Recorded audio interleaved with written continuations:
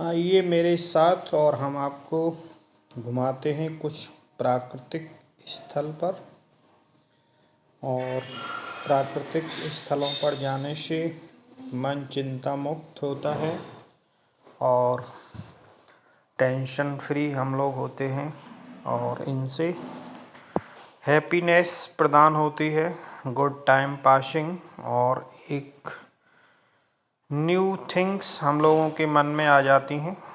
और इन विभिन्न प्राकृतिक दृश्यों को देख करके हमारे मन में कौतूहल, हैप्पीनेस और नयापन आ जाता है।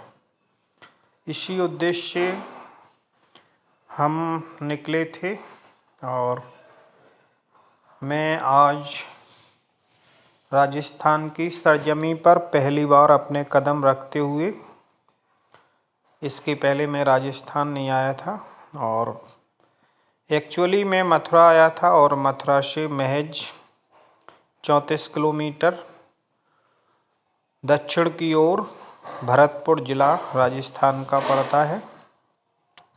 आगरा से 55 किलोमीटर दूर पश्चिम की दिशा में है। ये एक भारत का बहुत ही सुंदर वन्यजीव संरक्षण क्षेत्र है, जहाँ पर मुख्य रूप से परिंदों को संरक्षण दिया जाता है। यहाँ पक्षियों को खुले में पूरी आज़ादी दी गई है, प्रजनन करें, फीडिंग करें, नेस्टिंग करें, जो चाहे सो पक्षी कर सकते हैं। और यहाँ पर किसी भी प्रकार की ह्यूमन एक्टिविटी अलाउ नहीं है। ये घाना पक्षी विहार और या इसका वर्तमान में नाम केवलादेव पक्षी विहार रखा गया है। भगवान शंकर का वहाँ पर मंदिर है।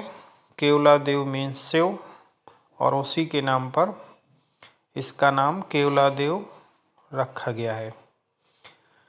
यहाँ पर भारतीय पर्यटक भी आते हैं और विदेशी सरजमी से हजारों संख्या में लोग प्रत्येक वर्ष यहाँ घाना पक्षी विहार का लुत्फ उठाने के लिए आते हैं। ये एक ऐसा पक्षी विहार है जहाँ पर लगभग 2 वर्ग किलोमीटर एरिया में आपको पक्षी ही पक्षी दिखाई देंगे। और यहाँ 2 तरीके के पक्षी, कुछ लोकल बर्ड्स और लोकल माइग्रेटरी और कुछ विदेशी मूल के पक्षी खास तौर से जाड़ों के समय में अपना समय बिताने आते हैं, क्योंकि वो जहाँ रहते हैं वहाँ बहुत ज़्यादा सर्दी हो जाती है और एडवर्स मौसम विपरीत परिस्थितियाँ जिनमें को वे झेल नहीं सकते हैं। इसी उद्देश्य से पक्षी यहाँ पर खाने पीने और प्रजनन करने के लिए आते हैं। यहाँ वीडियो में देखिए कोई विदेशी पर्यटक हैं और यहाँ पर सीढ़ियों पर बैठे हुए बर्ड वाचिंग कर रहे हैं। ई रिक्शा से आए हैं और गाइड की मदद से ये बाइनोकुलर ये देखिए लगा करके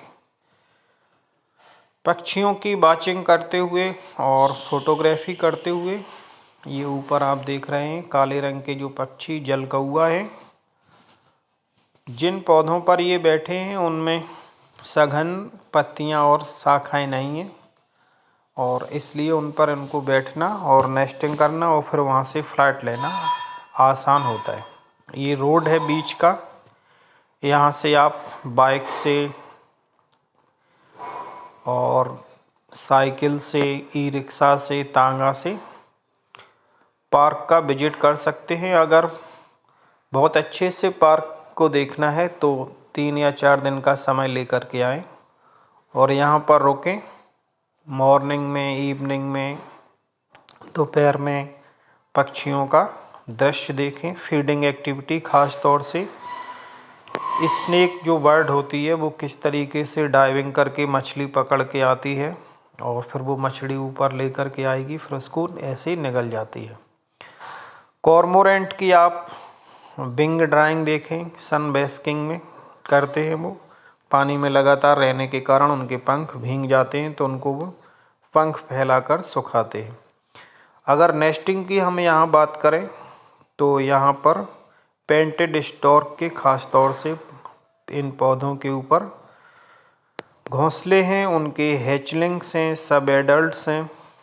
ये देखिए यहाँ पर गाइड अपना ट्राइपॉड लगा करके बाइनोकुलर के द्वारा पक्षियों को अच्छे से दिखाते हुए कुछ विदेशी मूल के नागरिकों को। और ये देखिए पानी में टीले हैं, टीलों के ऊपर पौधे, और उन्हीं पर ये देखिए बड़ी संख्या में जल कौआ यानी कॉर्मोरेंट और पेंटेड स्टॉर्क्स। कॉर्मोरेंट यहाँ पर 3 तरीके के हैं, स्मॉल साइज, मिडिल साइज और लार्ज साइज, और ये चाइना से आते हैं।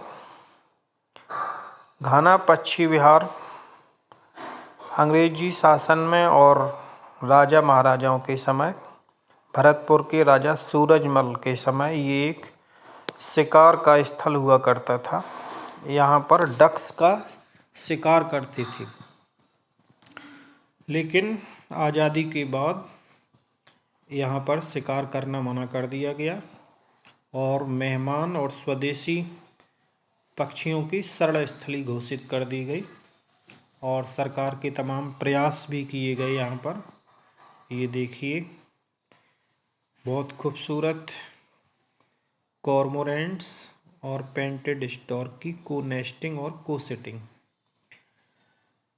ये जंगल ढोंक पेंटेड स्टॉर्क का साइन बोर्ड, उससे रिलेटेड इन्फॉर्मेशन लिखी हुई, और ये दूर दूर तक पौधे। अगर यहाँ के वेजिटेशंस की बात करें तो यहाँ पर खजूर के पौधे, पिल्लू के पौधे और